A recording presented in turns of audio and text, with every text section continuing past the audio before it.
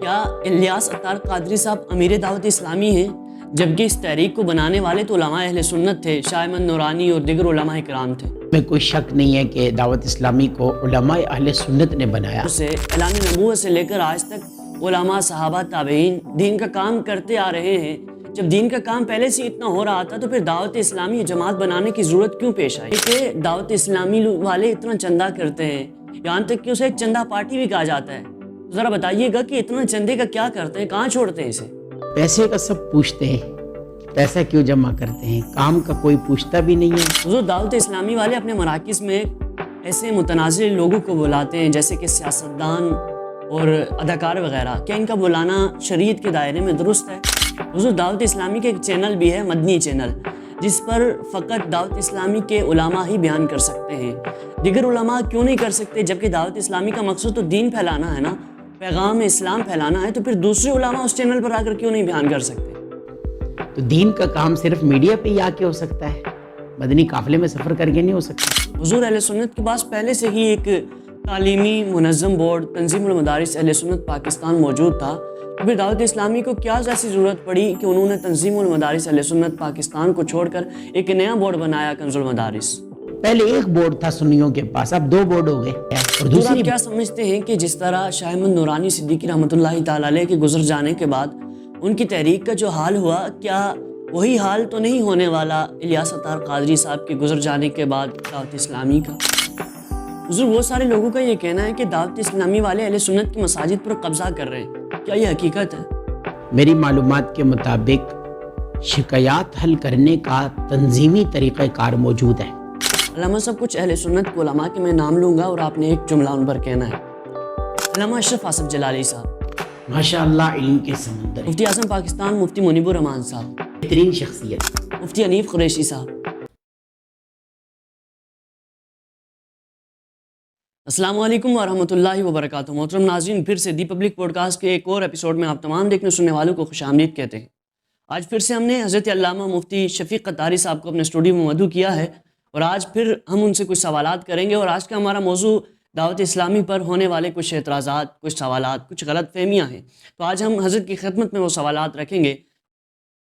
کیا الیاس عطار قادری صاحب امیر دعوت اسلامی ہیں؟ جبکہ اس تحریک کو بنانے والے تو علماء اہل سنت تھے، شاہ احمد نورانی اور دیگر علماء کرام تھے۔ میں کوئی شک نہیں ہے کہ دعوت اسلامی کو علماء اہل سنت نے بنایا، لیکن ان علماء اہل سنت ہی نے امیر اہل سنت بانی دعوت اسلامی مولانا الیاس قادری صاحب دامت ظلہ العالی کو اس تحریک کا کام کرنے کی ذمہ داری سونپی، انہوں نے ہی ان کو منتخب فرمایا۔ تو یقینی سی بات ہے کہ جب کام انہوں نے کیا، ڈھانچہ انہوں نے کھڑا کیا، اسٹرکچر انہوں نے کھڑا کیا، ایک بہترین نظام انہوں نے دیا، تو ہم انہیں ہی امیر دعوت اسلامی بولیں گے۔ حضور سرور کائنات صلی اللہ علیہ وسلم کے دور سے اعلان نبوت سے لے کر آج تک علماء، صحابہ، تابعین دین کا کام کرتے آ رہے ہیں۔ جب دین کا کام پہلے سے اتنا ہو رہا تھا تو پھر دعوت اسلامی جماعت بنانے کی ضرورت کیوں پیش آئی؟ صحابہ کرام علیہم الرضوان سے لے کر آج تک کسی نہ کسی انداز میں امت کے علماء، صلحاء، صوفیاء دین رسول پاک علیہ الصلاۃ والسلام کا کام کرتے چلے آئے، اور یہ سعادت ہے، اس میں کوئی شک نہیں ہے۔ ہر دور میں ہر بزرگ نے اپنے اپنے انداز میں دین کا کام کیا۔ علماء اہل سنت نے یہ جو دعوت اسلامی کو بنایا، یہ تو امت پر ایک عظیم احسان کر دیا کہ اس کے تحت آپ رہ کر کے ایک بہترین نظام کے تحت آپ دین کا کام احسن انداز میں سر انجام دے سکتے ہیں۔ تو اس لیے دعوت اسلامی کی ہر دور میں یوں سمجھو کہ ضرورت ہے کہ ایک بہترین منظم سسٹم جو ہے امت کو مل گیا، اور اس بیہاف پر جو چاہے اللہ کے فضل سے وہ دین کا کام کر سکتا ہے، اور اسے کسی قسم کی کوئی تکلیف کا سامنا نہ کرنا پڑے گا۔ اسی طرح اس بات کو مزید اس طرح بھی آپ سمجھ سکتے ہیں کہ ایک آدمی کام کرنے نکلتا ہے، اس کو تکلیفیں آتی ہیں، پریشانیاں آتی ہیں، مصائب اس کے اوپر جو ہے وہ ان تکلیفوں کا اس کو سامنا کرنا پڑتا ہے، لیکن اگر بہت سارے مل کر کے اسی کام کو کریں تو وہ کام کتنے احسن انداز میں جو ہے وہ سر انجام پائے گا۔ ہمارے اعلیٰ حضرت امام اہل سنت رضی اللہ تعالیٰ عنہ کو آپ دیکھو، اپنے دور کے ایک عظیم عالم دین تھے، وقت کے مجدد تھے، اور انہوں نے جو دین کا کام سر انجام دیا وہ ان کے پاس کوئی تحریک نہیں تھی، بلکہ ان کے خلفاء تھے جو دنیا بھر میں پہنچے اور عقیدہ اہل سنت کو واضح کیا اور امت کی جو ڈوبتی ناؤ ہے اس کو بچایا۔ تو اس کے مقابلے میں آج دعوت اسلامی کے پاس ایک پورا تنظیمی اسٹرکچر، آرگنائز اسٹرکچر جو ہے نا وہ موجود ہے، تو اللہ کے فضل سے ایک بہتر انداز میں دین کا کام ہو رہا ہے، اس لیے اس کی ضرورت ہے اور اس سے امت کو بہت زیادہ فائدہ ہے۔ حضور، کچھ لوگ اعتراض کرتے ہیں کہ دعوت اسلامی کو نگران شورا عمران اتاری صاحب چلا رہے ہیں، بلکہ کچھ لوگ تو یہاں تک بھی کہہ جاتے ہیں کہ دعوت اسلامی کے امیر جو الیاس قادری صاحب ہیں ان کو بھی عمران اتاری صاحب ہی چلا رہے ہیں۔ اس کی کیا حقیقت ہے، ذرا بتائیے گا۔ یہ عوامی غلط فہمی ہے، مجھے نہیں لگتا کہ ایسی کوئی بات ہو۔ دیکھو، ایک تحریک ہے، ایک تنظیم ہے، ایک شخصیت کے اوپر سب متفق ہیں کہ ہم ان کی قیادت میں اچھے انداز میں کام کر سکتے ہیں، ٹھیک ہے، ان کے مزاج سے، ان کے کام کے طریقہ کار سے، ان کے انداز سے اور ان کی لگن سے، ان کے اخلاص سے۔ اب ظاہر ہے کہ جب بھی دنیا کے اندر کوئی بھی کام ہوتا ہے نا، لوگ باتیں کرنا شروع کر دیتے ہیں، طرح طرح کی باتیں، عجیب و غریب قسم کی باتیں، تو مجھے نہیں لگتا کہ ایسی کوئی بات ہوگی۔ ہاں، یہ ضرور ہے کہ یہ محض ایک عوامی غلط فہمی ہے۔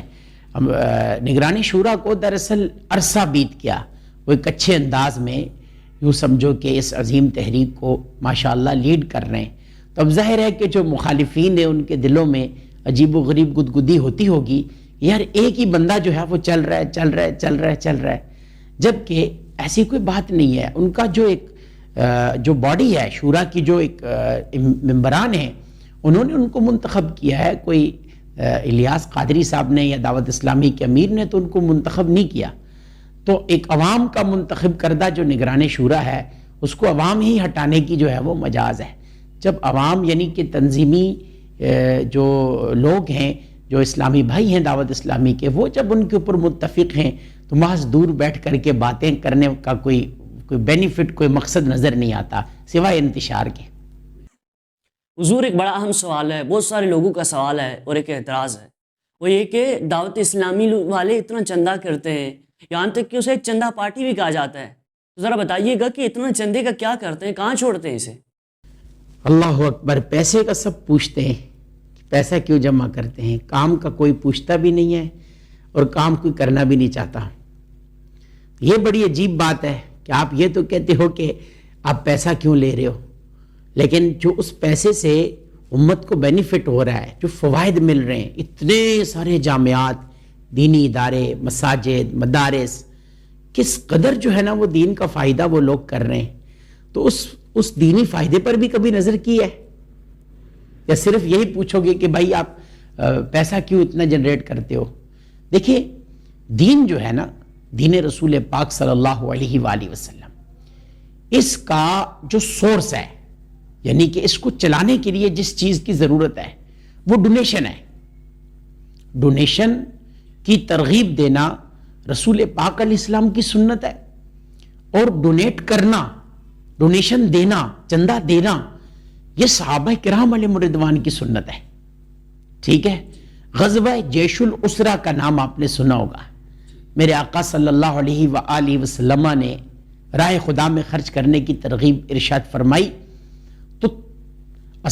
تو جو صحابہ کرام جو تھے انہوں نے اپنی حسب استطاعت پیش کیا، لیکن سیدنا عثمان غنی رضی اللہ تعالیٰ عنہ، انہوں نے 1000 اونٹ ما ساز و سامان رسول پاک علیہ الصلوۃ والسلام کی بارگاہ میں پیش کیا۔ یہ کیا ہے؟ چندہ ہی تو ہے۔ پھر یہ چندہ کہاں لگا؟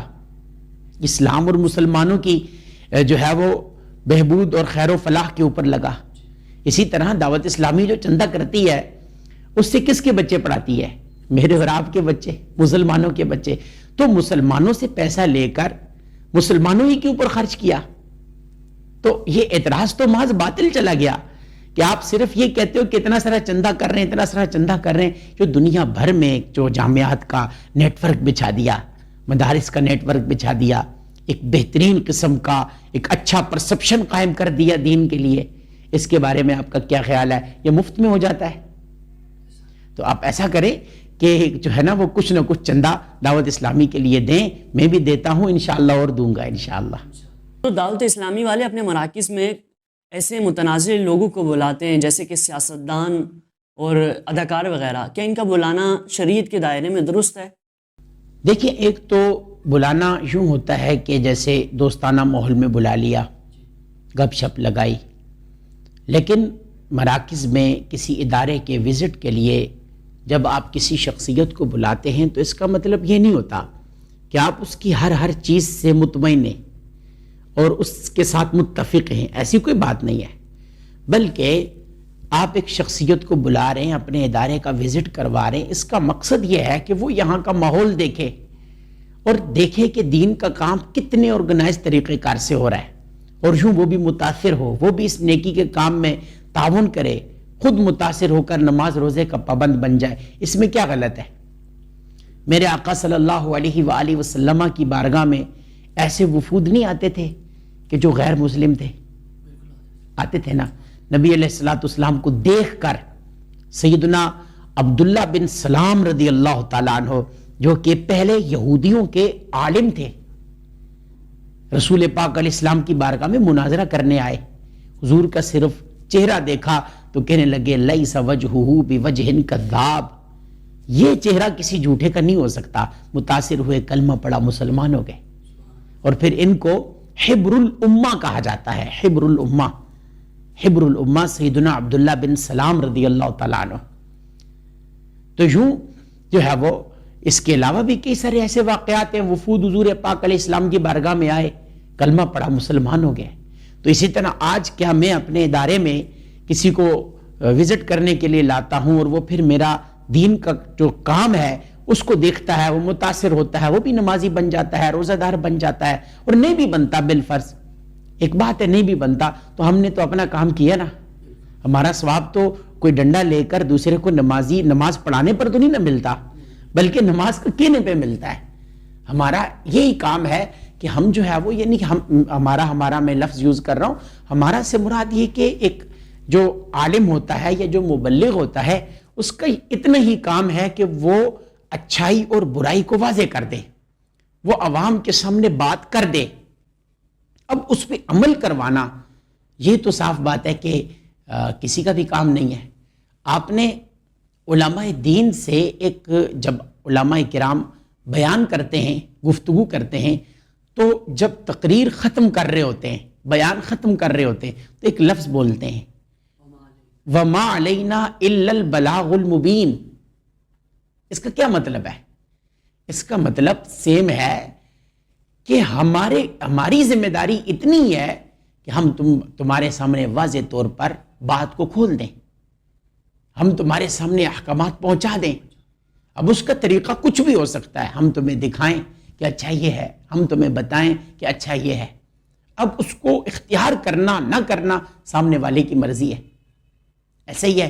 تو اس کے اندر کسی قسم کی کوئی جو ہے وہ غلط بات نہیں ہے میرے خیال سے، بلکہ ماشاءاللہ ایسے ایسے اداکار، گلوکار، فنکار لوگ، بڑے بڑے جو ہے وہ سنگر لوگ ماشاءاللہ اس ماحول میں آتے ہیں اور صحبت کا اثر لیتے ہیں. اللہ کے فضل سے وہیں کھڑے کھڑے جو ہے وہ مائک لے کر کے توبہ کر رہے ہوتے ہیں، گناہ چھوڑ رہے ہوتے ہیں.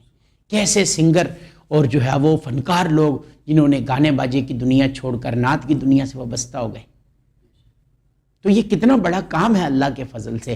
ہم بات تو میں بھی کرتا ہوں، بات آپ بھی کرتے ہیں، ہم ہر جمعے ممبر پر جو ہے وہ بیان کر رہے ہوتے ہیں، لیکن ہماری گفتگو سے متاثر ہو کر کے کوئی بھی شخص کھڑا ہو کر کے اپنے گناہ چھوڑنے کی توبہ نہیں کرتا، نہ وہ روتا ہے، نہ اس کو وہ رقت ملتی ہے. لیکن یہ ایک ماحول ہے، یہاں بیٹھنے والا، اس ماحول کے اندر جو ہے وہ سروائیو کرنے والا تھوڑے ہی عرصے کے بعد اس کے اوپر ایک رنگ چڑھنا شروع ہو جاتا ہے. یہ کتنی عظیم بات ہے، اس کو میرے خیال سے اپریشیٹ کرنا چاہیے. حضور دعوت اسلامی کے ایک چینل بھی ہے، مدنی چینل، جس پر فقط دعوت اسلامی کے علماء ہی بیان کر سکتے ہیں. دیگر علماء کیوں نہیں کر سکتے؟ جبکہ دعوت اسلامی کا مقصد تو دین پھیلانا ہے نا، پیغام اسلام پھیلانا ہے. تو پھر دوسرے علماء اس چینل پر آ کر کیوں نہیں بیان کر سکتے؟ مدنی چینل دعوت اسلامی کا ایک شعبہ ہے. لیکن دعوت اسلامی کے ٹوٹلی کتنے شعبے ہیں؟ 100 کے قریب شعبہ جات ہیں. تو دین کا کام صرف میڈیا پہ ہی آ کے ہو سکتا ہے، مدنی قافلے میں سفر کر کے نہیں ہو سکتا، ہفتہ وار اجتماع میں شرکت کر کے نہیں ہو سکتا، چوک درس دے کے نہیں ہو سکتا. چھوڑو سارے کسی کو، اپنے ہی گھر میں بیٹھ کر کے اپنے بیوی بچوں کو گھر درس دے کر کے نہیں ہو سکتا. تو جن کو اتنا زیادہ شوق ہے صرف مدنی چینل پر آنے کا جو ہے وہ ذرا گھر پر بھی تو گھر درس دیں، مسجد میں بھی تو مسجد درس دیں.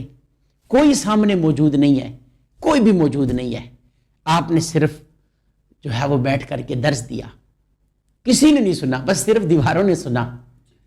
بتاؤ یہ آدمی، اس کے اخلاص میں کوئی شک ہو سکتا ہے؟ لیکن دوسری طرف مدنی چینل پر آنے والا جو ہے، کیا پتا وہ قبول نہ ہو، اور یہ اکیلے میں بیٹھ کر کے اللہ تبارک و تعالیٰ کے رسول علیہ الصلوۃ والسلام کی احادیث صرف خود ریڈ کر رہا ہے، اس کو کوئی سن بھی نہیں رہا، یہ قبول ہو جائے. یا بنی انہا ان تک مثقال حبۃ من خردل فتکن فی صخرۃ او فی السماوات او فی الارض یأتی بها اللہ. سیدنا لقمان حکیم رضی اللہ تعالیٰ عنہ نے اپنے بیٹے کو نصیحت کرتے ہوئے فرمایا، اے بیٹے تو عمل چاہے پہاڑ کی چٹان پہ کر، چاہے آسمانوں میں کر، چاہے زمین میں کر، اللہ قیامت کے دن تیرے سامنے لے آئے گا. میں جیسے میں ہوں، میں مدنی چینل پہ نہیں آتا، اور نہ ہی جو ہے وہ مجھے کوئی شوق ہے مدنی چینل پہ آنے کا، لیکن جو آتے ہیں ہم ان کو غلط بھی نہیں کہتے. آپ آئیں، کوشش کریں، اور جو ہے وہ ایک جو تنظیمی اصول ہیں اس کے مطابق عمل کریں. ایک دن آ جائے گا انشاءاللہ آپ بھی مدنی چینل پر بیٹھ کر کے اسی انداز، اسی لب و لہجے میں بات کر رہے ہوں گے. حضور اہل سنت کے پاس پہلے سے ہی ایک تعلیمی منظم بورڈ تنظیم المدارس اہل سنت پاکستان موجود تھا، تو پھر دعوت اسلامی کو کیا ایسی ضرورت پڑی کہ انہوں نے تنظیم المدارس اہل سنت پاکستان کو چھوڑ کر ایک نیا بورڈ بنایا، کنز المدارس؟ جب کنز المدارس بورڈ نہیں تھا تو سب تنظیم المدارس میں جو ہے وہ پیپر دیتے تھے، ایسا ہی تھا. دعوت اسلامی کے طلباء بھی اور اس کے علاوہ بھی عاشقان رسول علماء کے جامعات کے جو طلباء تھے وہ سب دیتے تھے. سیم ایسے ہی اب کنز المدارس بھی بورڈ ہے، تو جو ہے وہ کوئی بھی یعنی اہل سنت کے کسی جامعہ سے، عاشقان رسول کے کسی جامعات سے پڑھے ہوئے جو علماء ہیں، طلباء ہیں، وہ اس بورڈ میں بھی آ کر کے امتحان دے سکتے ہیں. اسی طرح یہ بتائیے کہ تنظیم المدارس دیگر مدارس کے پڑھے ہوئے لوگ کنز المدارس میں پیپر دے سکتے ہیں؟ جی بالکل دے سکتے ہیں، نو ایشو. جس طرح تنظیم المدارس سنیوں کا ایک بورڈ ہے نا، کنز المدارس بھی اہل سنت کا ایک بورڈ ہے. تو یوں یہ تو ایک فخر ہو گیا نا کہ پہلے ایک بورڈ تھا سنیوں کے پاس، اب 2 بورڈ ہو گئے. یہ پارٹی نہیں ہے بلکہ آپ کے کام کی بڑھوتری ہے، یہ فائدہ ہے اور یہ اچھا ہے. اور دوسری بات یہ کہ کنز المدارس بورڈ دعوت اسلامی کے جامعات صرف پاکستان میں نہیں ہیں، پوری دنیا کے اندر ہیں، پوری دنیا کے اندر ہیں. میں تعداد دیکھ رہا تھا، آج کافی زیادہ تعداد ہے باہر ملک کے اندر بھی دعوت اسلامی کے جامعات کی. تو یہ جو کنز المدارس جو بورڈ ہے نا، اس کے اندر باہر ملک کے جو طلباء ہیں وہ بھی شامل ہو سکتے ہیں. پھر اسی طرح یہ جو جامعات المدینہ کے علاوہ جو دیگر شعبہ جاتے ہیں نا دعوت اسلامی کے، جن کا تعلق تعلیم و تعلم سے ہے، مثال کے طور پر کورسز ہیں، آن لائن کورسز ہیں، مدارس المدینہ ہیں، ان کے بھی امتحانات کنز المدارس بورڈ کے تحت ہو رہے ہیں. تو یہ آپ کے لیے ایک بینیفٹ ہے، یہ فائدہ ہے، اس میں کوئی غلط بات نہیں. یہ کہا کہ کیا دیگر سنیوں کو بھی دعوت اسلامی کا ساتھ دینا چاہیے، سنی علماء کو؟ امر بالمعروف نہی عن المنکر امت کا فریضہ ہے، یہ صرف دعوت اسلامی والوں کی ذمہ داری نہیں ہے. یقیناً ہر ایک کو اس نیک کام میں، کار خیر میں ساتھ دینا چاہیے اور بڑھ چڑھ کے ساتھ دینا چاہیے. یہ آخرت کا سرمایہ ہے. اور بڑے بڑے بزرگ، بڑے بڑے اکابرین علماء، مفتیان کرام وہ ساتھ دیتے بھی ہیں، دیتے ہیں، جبھی تو ماشاءاللہ اتنا ترقی کر گئی دعوت اسلامی. بہت جو ہے نا وہ اللہ کے فضل سے اس تحریک کے جو ہے وہ ابتدا کے اندر نا بزرگوں کا اخلاص ہے. اب دیکھو دعوت اسلامی بنانے کے لیے جن بزرگوں کا اجلاس ہو رہا ہے وہ کون ہے؟ علامہ شاہ احمد نورانی صاحب، ارشد القادری صاحب، علامہ عبدالستار خان سعیدی صاحب، نیازی صاحب، اسی طرح جو ہے وہ دیگر بزرگ اور بھی علماء ہوں گے یقیناً، لیکن ان میں سے کسی کو کبھی خواہش نہیں ہوئی کہ میں نگران شورا بنوں، بلکہ میں امیر اہل سنت کی بات سن رہا تھا کہ وہ فرما رہے تھے کہ ہم عالمی مدنی مرکز سے پہلے گلزار حبیب مسجد میں اجتماع کرتے تھے، وہاں علامہ شفیع کاڑوی صاحب ہوتے تھے خطیب پاکستان، انہوں نے کبھی اس بات کی خواہش کا اظہار نہیں کیا کہ اس اجتماع میں مجھے بھی بیان کرنے دو، یہ ان کا اخلاص ہے نا۔ تو یقینی سی بات ہے کہ سب کو ساتھ دینا چاہیے۔ لوگ خواہ مخواہ کی فضول قسم کی جو ہے نا وہ باتیں کرتے ہیں، عجیب و غریب قسم کے ذہن خود سے بنا کر کے بیٹھے ہوئے ہیں، تو ان ساری چیزوں کو سائڈ پر رکھ کر کے ایک منظم پلیٹ فارم کے اوپر دین کا کام کریں، اور اگر کم سے کم آپ ساتھ نہیں دے سکتے تو انتشار بھی نہ کریں، فساد بھی نہ کریں، لڑائی جھگڑا بھی نہ کریں، یعنی فائدہ نہیں کر سکتے نا دین کا، نقصان بھی نہ کریں۔ انشاءاللہ العزیز اگر ثواب نہ ملا تو کم سے کم پکڑ بھی تو نہیں ہوگی، فائدے میں ہی جاؤ گے، لیکن فضول قسم کی لوگ جو ہے وہ شروع کر دیتے ہیں، اس کا کوئی فائدہ نظر نہیں آتا، نہ دنیا میں نہ آخرت میں۔ بہت سارے لوگ دعوت اسلامی پر بیجا قسم کے اعتراضات کرتے ہیں۔ الیاس ستار قادری صاحب کے خلاف بڑی بڑی کتابیں لکھ ڈالی، پورے جمعے کے بیانات کر ڈالے، تو ذرا ان لوگوں کو آپ کس طرح سمجھائیں گے؟ ایسوں کو ہمارے علماء آلریڈی سمجھا چکے، میرے خیال سے اس پر اتنا بولنے کی کوئی ضرورت نہیں ہے۔ دیکھیں، بات یہ ہے کہ کوئی بھی دنیا کے اندر کوئی بڑا آدمی ہوتا ہے نا، اس کے حامی بھی ہوتے ہیں، اس کے مخالفین بھی ہوتے ہیں۔ خود نبی رحمت صلی اللہ تعالیٰ علیہ وآلہ وسلم بے عیب ذات، بے مثل ذات، کوئی ان جیسا پیدا ہی نہیں ہوا، لیکن اس کے باوجود محبت کرنے والے بھی ہیں جو جان تک دے ڈالتے ہیں، اور مخالفین بھی ہیں، دشمن بھی ہیں۔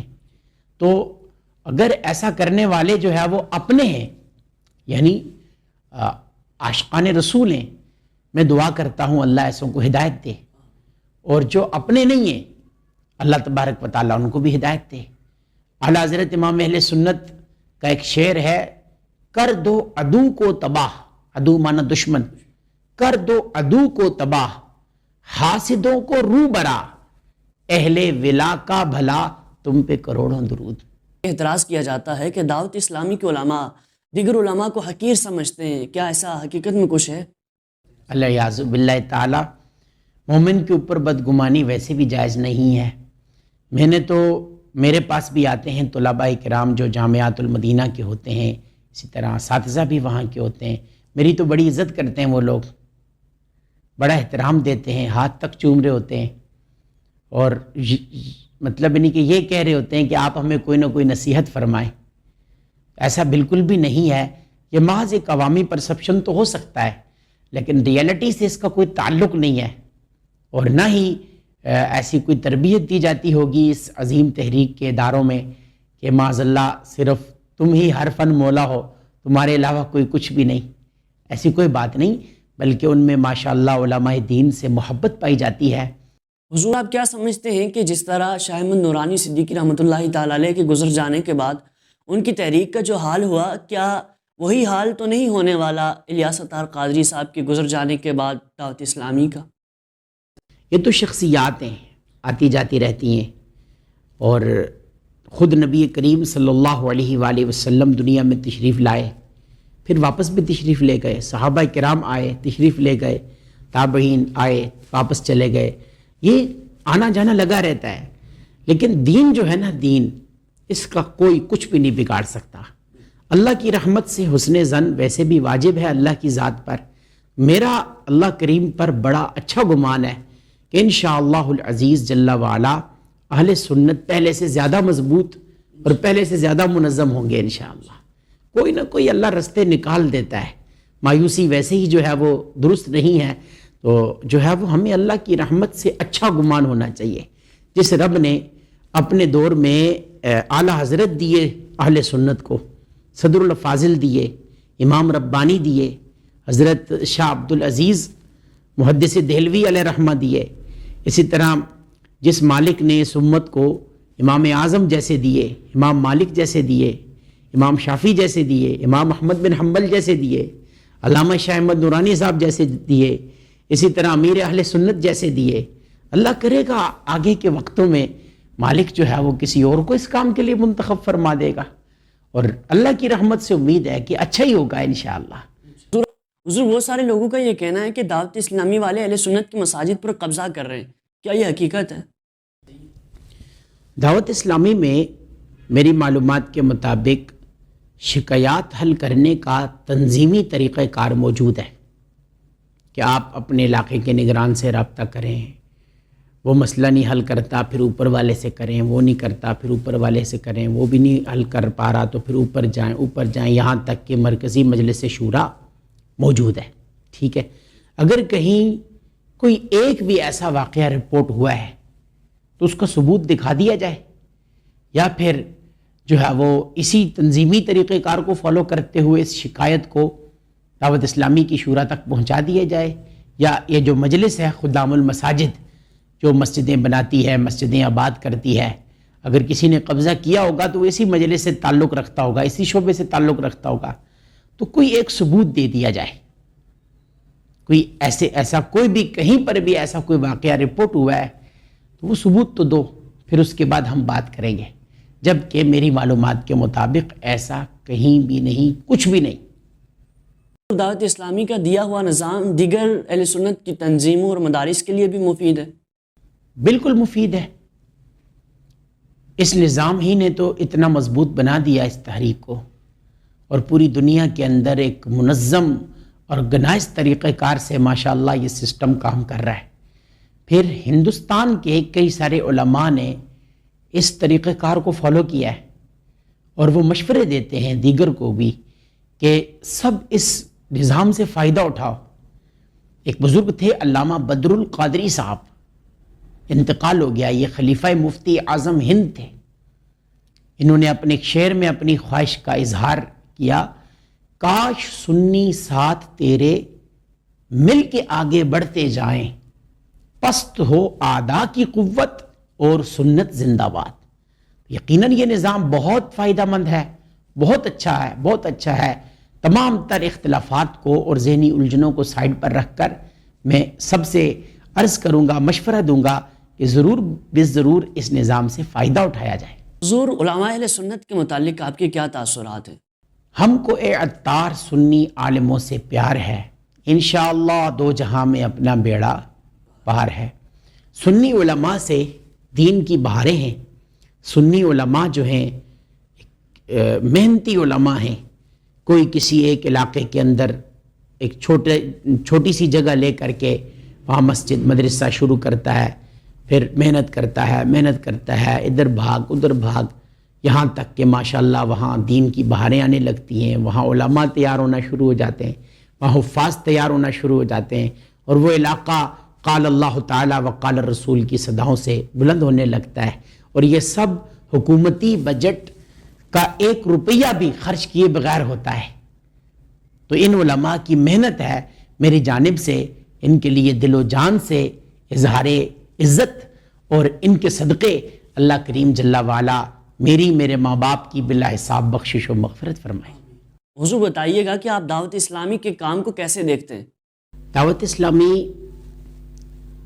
امر بالمعروف اور نہی عن المنکر کرتی ہے، جو کہ اس امت کا اہم ترین فریضہ ہے اور اس امت کی ذمہ داری ہے. اور اہل سنت کی یہ عظیم الشان تحریک جو ہے، یہ یوں سمجھیے کہ پوری امت کا جو قرض ہے اسے چکا رہی ہے. اگر ہم قرآن و سنت کی روشنی میں دیکھیں تو دعوت اسلامی کا کام جو ہے وہ اللہ اور اس کے رسول صلی اللہ علیہ وآلہ وسلم کے احکامات کے عین مطابق ہے. مثال کے طور پر امر بالمعروف اور نہی عن المنکر کرنا، اس کا حکم تو خود قرآن مجید فرقان حمید میں ہے. 4 پارہ غالباً سورہ آل عمران ہے. اللہ پاک جل وعلا ارشاد فرماتا ہے وَلْتَكُمْ مِنْكُمْ أُمَّةٌ يَدْعُونَ إِلَى الْخَيْرِ وَيَأْمُرُونَ بِالْمَعْرُوفِ وَيَنْهَوْنَ عَنِ الْمُنْكَرِ. تم میں ایک گروہ ایسا ہونا چاہیے کہ جو نیکی کا حکم کرے اور برائی سے منع کرے. اور اسی طرح اس امت کو اللہ کریم نے خیر امت قرار دیا. پارہ 4 اللہ ارشاد فرماتا ہے کنتم خیر امت اخرجت للناس، لوگوں میں ظاہر ہونے والی تمام امتوں میں تم ایک بہترین امت ہو. اور اس کا ریزن کیا ہے؟ کیوں آپ بہترین امت ہو؟ اس کی وجہ ہے تأمرون بالمعروف وتنہون عن المنکر، تم نیکی کا حکم کرتے ہو اور برائی سے منع کرتے ہو. رسول پاک صلی اللہ علیہ وآلہ وسلم ارشاد فرماتے ہیں من رآ منکم منکرا فلیغیر بیدہ، تم میں سے جو بھی کوئی نافرمانی کا کام ہوتا دیکھے، گناہ ہوتا دیکھے، اسے چاہیے کہ فرسٹ آف آل اپنے ہاتھ سے اس برائی کو روکے. وَإِن لَّمْ يَسْتَطِعْ فَبِلِسَانِهِ، اور اگر ہاتھ سے نہیں روک سکتا تو کم از کم اپنی زبان سے سمجھا بجھا کر، نیکی کی دعوت دے کر، برائی سے منع کر کے روکے. وَإِن لَّمْ يَسْتَطِعْ فَبِقَلْبِهِ، اگر اس کی بھی استطاعت نہیں تو کم از کم دل میں برا جانے. وَذَلِكَ أَضْعَفُ الْإِيمَانِ، اور یہ ایمان کا کمزور تر درجہ ہے. تاہم میرے آقا صلی اللہ علیہ وآلہ وسلم کی امت کا یہ ایک عظیم فریضہ ہے کہ یہ نیکی کا حکم دے اور برائی سے منع کرے. اور اس کام کو اہل سنت کی یہ عظیم تحریک دعوت اسلامی پوری دنیا کے اندر بڑے احسن انداز میں سر انجام دے رہی ہے. ولہٰذا یقینی سی بات ہے کہ اللہ اور اس کے رسول کے حکموں کو جو ہے وہ نافذ کرنے والی تحریک، امر بالمعروف کرنے والی تحریک، نہی عن المنکر کرنے والی تحریک، میں ایک مسلمان ہونے کے ناطے اس کام کو اچھی سوچ اور اچھی نگاہ سے ہی دیکھتا ہوں. علامہ صاحب کچھ اہل سنت کے علماء کے میں نام لوں گا اور آپ نے ایک جملہ ان پر کہنا ہے. علامہ اشرف آصف جلالی صاحب، ماشاء اللہ علم کے سمندر، مفتی اعظم پاکستان مفتی منیب الرحمان صاحب، بہترین شخصیت. مفتی حنیف قریشی صاحب، میں بات نہیں کرنا چاہتا. علامہ خادم حسین رضوی صاحب، درد والی شخصیت ہے. علامہ ہاشمی میاں، اہل سنت کا سرمایہ، الیاس قادری صاحب، باعمل شخصیت ہے. عبدالحبیب اتاری صاحب، ماشاء اللہ گفتگو اچھی فرماتے ہیں. علامہ راشد محمود رضوی صاحب، ماشاء اللہ میرے دل میں بستے ہیں.